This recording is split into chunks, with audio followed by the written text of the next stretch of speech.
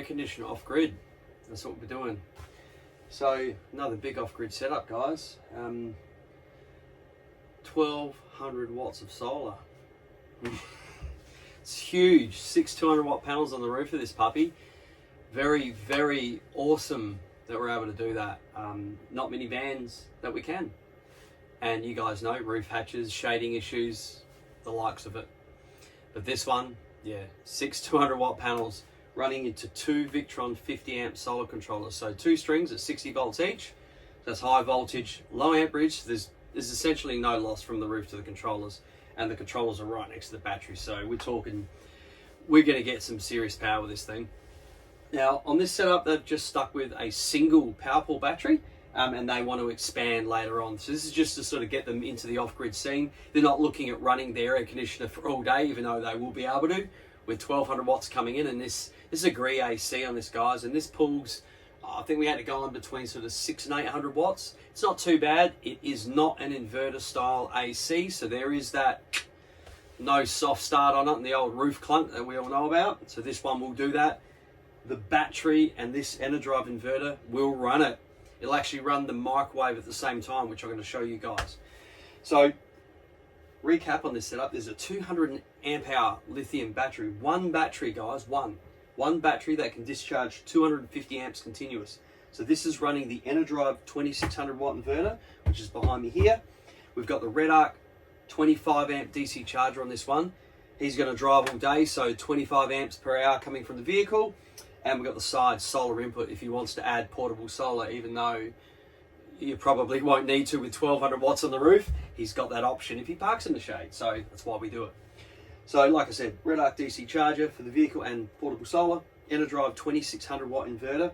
The single battery on this upgradable to the 560 amp hours later on if he wants to. We've left space for that right here, which I'll show you guys some close-ups shortly. This had the battery outside, chassis mounted. We've done the full relocation. We've retained the factory BM Pro system, guys. That's what we do. These systems that we do are an overlay system, so they work on top of your factory setup. So on this NewAge, yes, the BM Pro system, we're still actually utilizing that as a mains charger.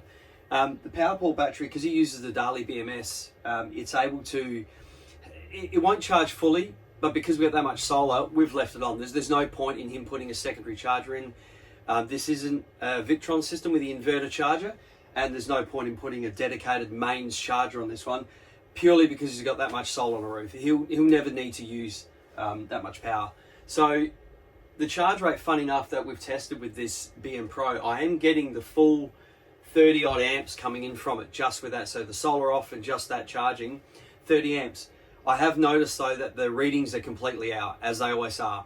It's showing 14.2 up on the display, yet at the battery I'm only seeing 13.4.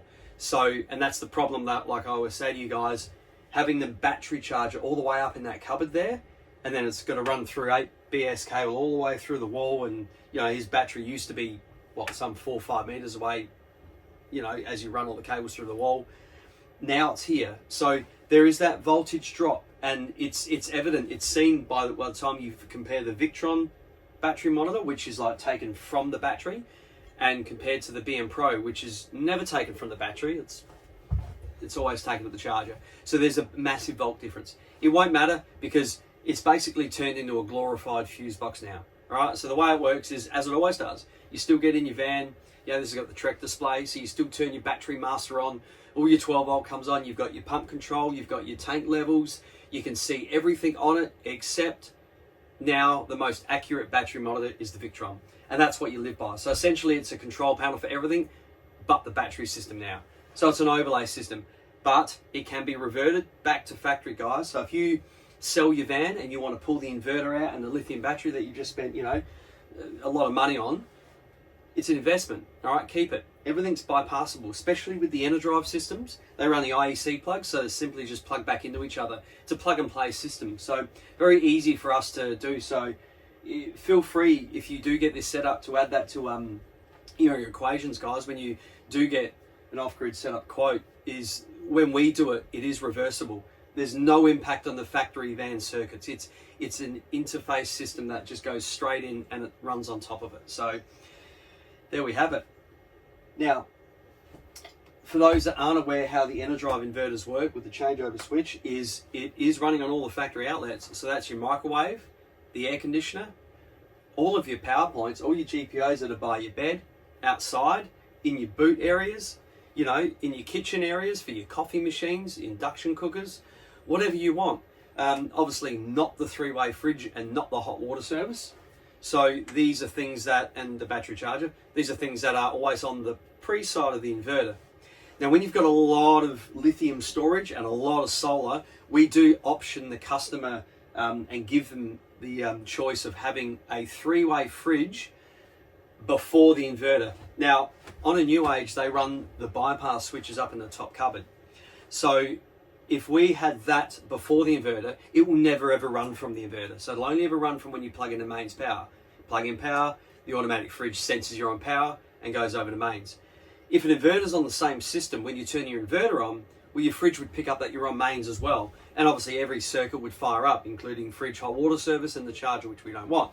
But we option people and we give them the choice to have the three-way fridge on after the inverter, because if you run out of gas and you're in the bush and you want to run that fridge, well, they pull about 215 watts on mains power. Now, when you got 1200 watts of solar, there's not a lot of storage of lithium in this, but if you've got 1200 watts of solar and it's during the day and you run out of gas and, you know, you go, oh, I got to drive a couple of hours to town or whatever because you're, you know, free camping on someone's property right in the middle of the bush, well, you'll have that option to go, flick that switch, and hey, at least your fridge is still cold, running from your inverter during the day when you're producing all of that solar. You have to manage your energy, of course, and you can't leave the switch on, because if you do, every time you put the inverter on, it would sense you've got the inverter on and automatically go over to mains. So it is an option, and we always label that switch for customers to be aware of that. And it's essentially a backup if you run out of gas. So, but the rules are simple with inverters on factory setups. 3 circuits should not be running from an inverter unless otherwise, you know, done. Hot water service, battery charger, and the three-way fridge, especially the automatic fridges. We've done a diesel heater on this one, guys. These guys want to go completely off grid and don't have to worry about power, so they've got heating taken care of. Yes, you can use the heating on the air conditioner. Not efficient though. Diesel heaters are the best. Gas heaters are the best for that. They use bugger all. Really easy to maintain energy there. So with the rewire and the relocation, like I said, battery was behind the wheels on this one. It's only a single AGM in this, so we've relocated it a couple of meters away and it's all down here now, nice and easily accessible. Labeled MIDI fuses, really easy to get to, and like I said, we've left the space for the other 280 amp hour battery should he decide to do that in a few months time. And yeah, it's pretty cool to be able to do this. You can just pull up anywhere on the side of the road, the truck stop, at a service station, pull in wherever you want, and you just reach up and press a button and it's instant. All of your mains just comes on.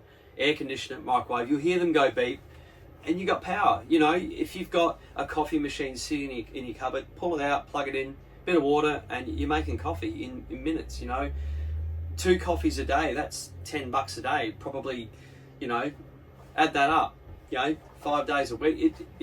Coffee's expensive, so why not make it? Especially if you've got a coffee machine, and even cooking. You know, like using your microwave. I know my wife and I, I got a little nearly 3-year-old daughter going on 16, but she, we always go away with either frozen pre-made meals that my wife cooks for her, healthy food that stays in the freezer, and we just pull it out, defrost it, and zap it. It's quick, it's simple, it's easy, and you guys have got kids, you know what it's like to try and prepare food, especially in a confined space, especially if you're traveling and in transport somewhere and you're moving somewhere. It can be draining. It's really good and really simple when you can just quickly heat something up.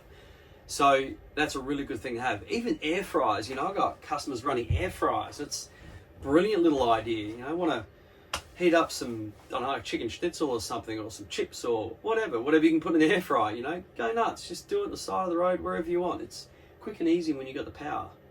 And that's what everyone's doing now. It's these big setups like this, and why not? I love it. We do it. It's easy. So to recap, guys, 280 amp hours of lithium, 2 Victron 50 amp solar controllers on the network working together. Got the Enerdrive 2600 watt inverter here. Obviously got the Victron Bmv712 battery monitoring system up here. And we've got the Redarc 25 amp DC to DC charger taking care of vehicle charging through the Anderson plug, as well as the Anderson plug on the side of the van to charge with portable solar. I'll take you up here now and we'll do some tests. The sun's poking its head out here. We've had a big storm come through Adelaide, so it's very overcast. You're not going to get much today, but we're still going to run the air conditioner for you guys. I'm going to run the microwave at the same time. We'll run this system down. We'll give it a good test for you, and you guys can see what it can do. So here's the setup. So there's a single PowerPaul 280 amp hour Scout there with a 250 amp continuous discharge. That's why we're able to run the Enerdrive 2600 from his single battery. Yes, one battery, guys, running a monster inverter. These can run up to a 3000 watt inverter all day, every day without any dramas. They are designed and built for it. I get him to make these for me. So very, very cool batteries. Loving them, as you guys have probably heard 1,000 times. There's the two Victron solar controllers there. So we got 6 panels on the roof, 6 200 watt panels running in 2 strings at 60 VOC. And there's the solar arrays there. There's no shading issues on this roof whatsoever. You know, really good setup. Obviously, if he's got the Winegard antenna up, it might shade the front section.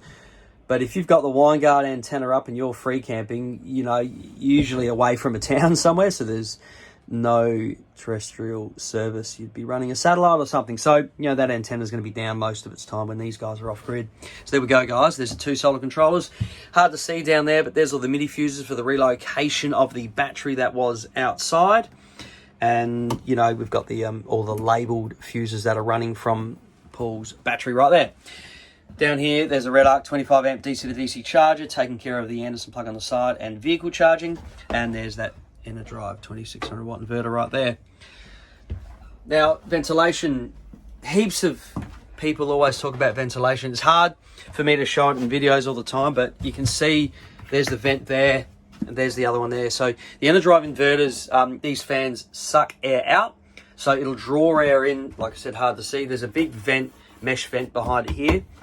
It'll draw air in and then out. So essentially it's circulating hot air in here. But as long as you can pull it out somehow and there's enough air gap around the places, this one's a bit tight, so we've put a few extra vents in this one.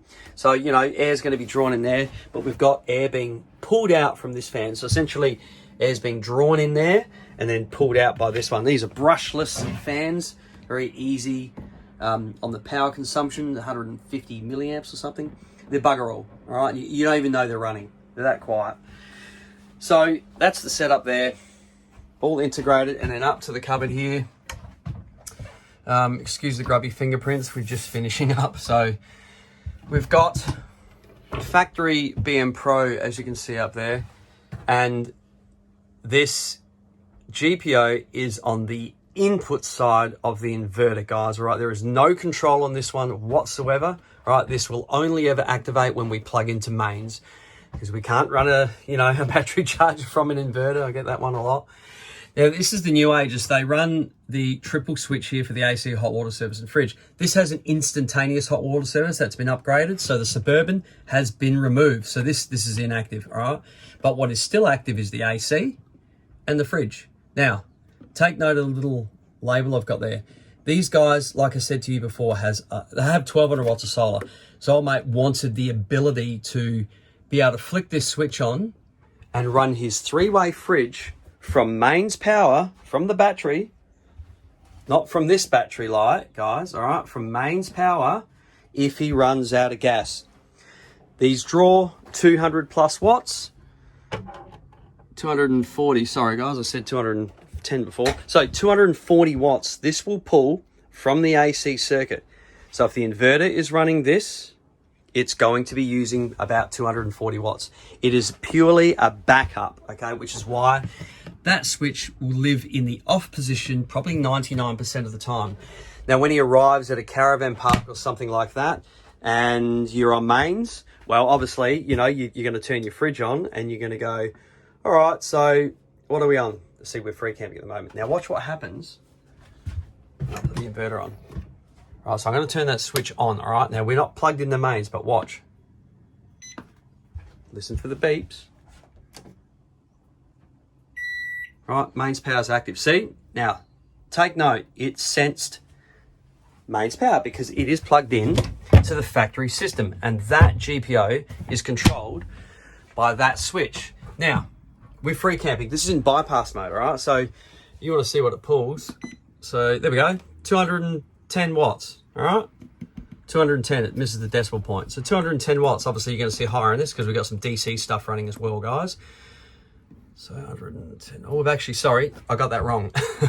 We're in solar at the moment. We're actually getting a little bit of sun, I think. So that's obviously the ratio difference. So we're only pulling 120 watts at the moment from the battery, but the actual wattage to run the AC device is there, 200 watts. So 200 watts to run that fridge. Now, if I turn this one off,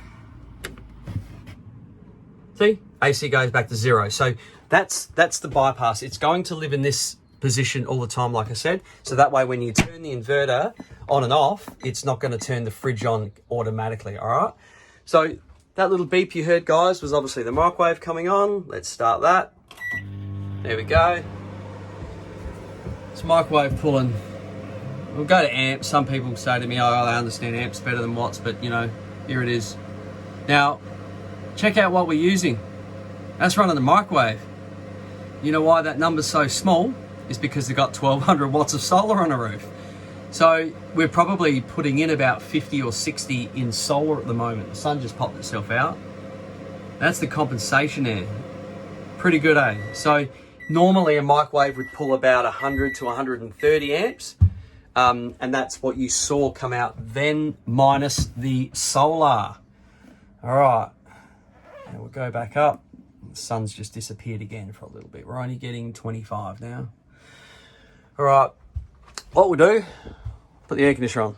There's the Gree, all right, a non-inverter AC.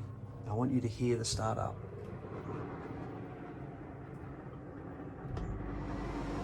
You hear that roof clunk? All right. Now, let's see what she draws with about 20 odd amps of solar coming in.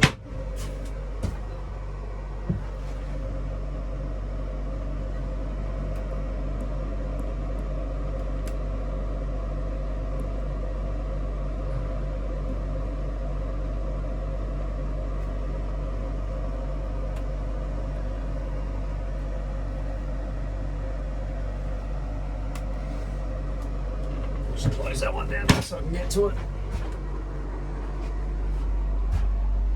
Yeah, why not? Let's run the microwave and the air conditioner at the same time. Well, let's give it a few more seconds though. Oh, we'll go 30. Microwave running. Air conditioner running. One battery, guys. One single battery. There's the PowerPaul batteries. Look at that.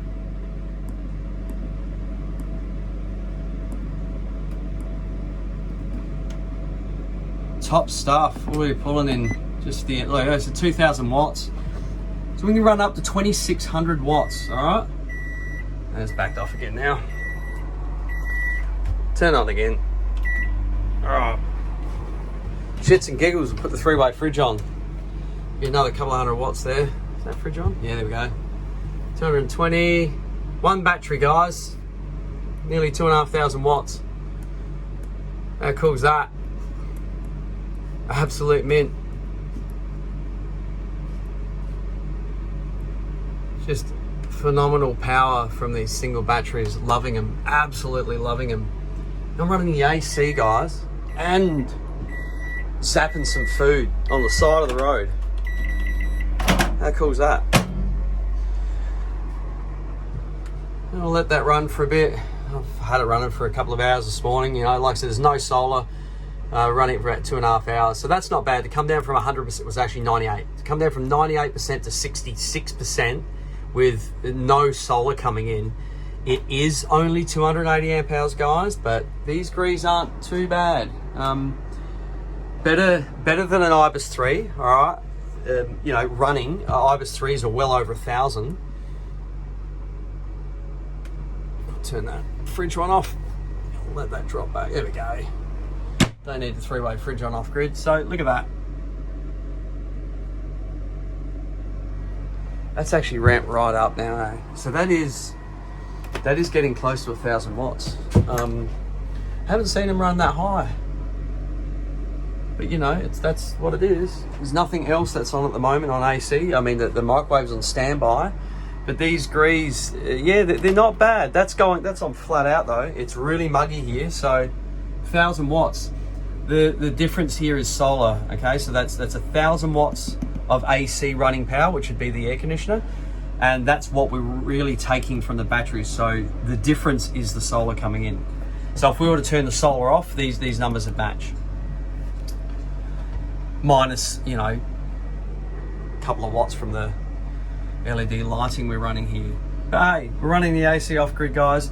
It's not going to last too long at this sort of usage. Probably a couple of hours. There we go. So at the current usage, 2.4 hours until we need a recharge. I've set a discharge floor on this a little higher than normal. I've set a 30% alarm for people on this one.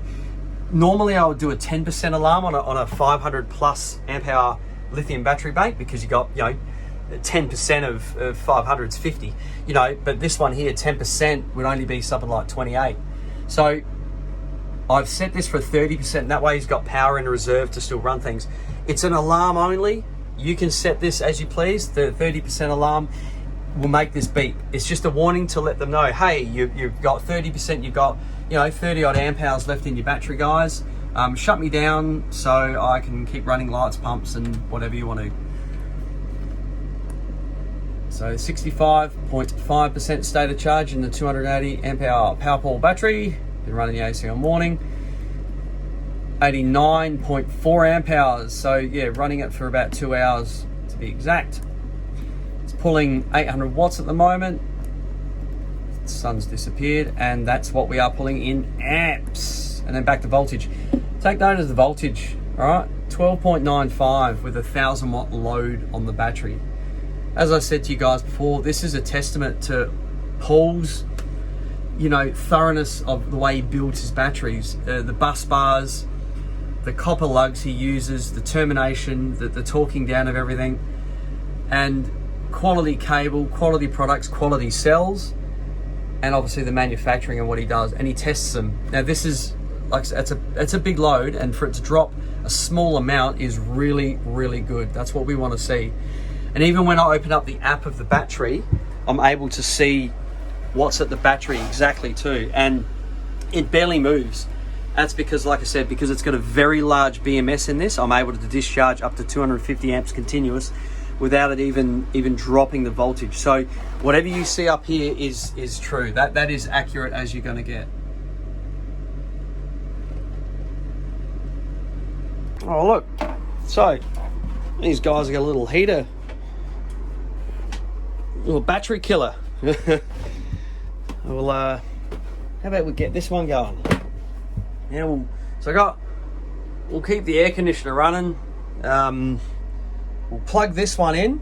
I'm going to guess either the inverter's going to clip off, it's going to go over, it's going to go into alarm mode on the inverter if we go over 2.6 kilowatts, or the BMS on the battery, which is a 250 amp continuous BMS, is going to clip off. But these have a surge. The BMS can handle, I think it was 500 amps for a few seconds. Let's see what we can do with it. Running the AC at the same time. We've got this heater going, right? Just showing you what we can pull from this battery. So we're running on just over 2,000 watts at the moment. We'll go to, yeah, there we go. So we're pulling 2. We'll go to amps. Now we'll go low. That's low now. Low. Oh, I can feel the heat come out of it. Is that going up? Not really. Oh, slightly. All right, let's go high. Mode high. High 30. That'll do us do something. Oh, that's better. We'll get this thing to clip off. Look at that. It's the Enerdrive 2600 doing 3,000 watts. We're doing 250 amps. I want this battery to cut off. There it is. Wait for things to shut down. Eco. Get back under the inverter. Cool, so we're still running the AC. There we go. There we go, it likes that a bit better. So 2,000, I mean, you're not gonna do that, but that's monstrous. There's your battery killer right here. Just this thing running, 2,500 watts. They'd be rated for that easily. This little bar heater or whatever it is. There we go. Couldn't get the battery to clip off though. That's a good thing. So that's the Dali BMS doing its thing. Really cool there. So the inverter warned us before the battery turned off. That's good. That is really good. So if you go over, the inverter's going to let you know, and the inverter will just clip off and revert back. So we're still running that heater, guys, and the air conditioner. It's a bit of a monsoon in here at the moment. Look at that. So just under an hour remaining at the current usage, and like I said, it is horribly overcast outside. Right, there's nothing coming in on solar at all. We're getting a couple of amps. It's bugger all. It's fluctuating sort of between 15 and 20 at the moment. Well, there you go. You can see obviously the difference there. So you're only getting 100 watts of solar. It's bugger all. Cool. Running a little bar heater and an air conditioner at the same time. Wouldn't do it, but just showing you what this battery can run, guys, and what these setups can do. We'll shut that down. It's getting hot in there. There we go. We'll drop that right back. Just back to running the AC. No solar coming in. Look at that voltage again. Absolutely excellent. Just shoot straight back up once you drop that load.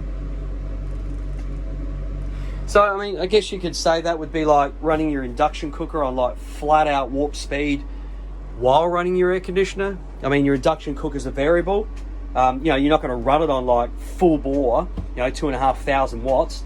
But if you've got this pulling 1,000 and you got your induction cooker on 1,500, well, that's 2,500. So that's well within the range of this. So quite easily you could do that.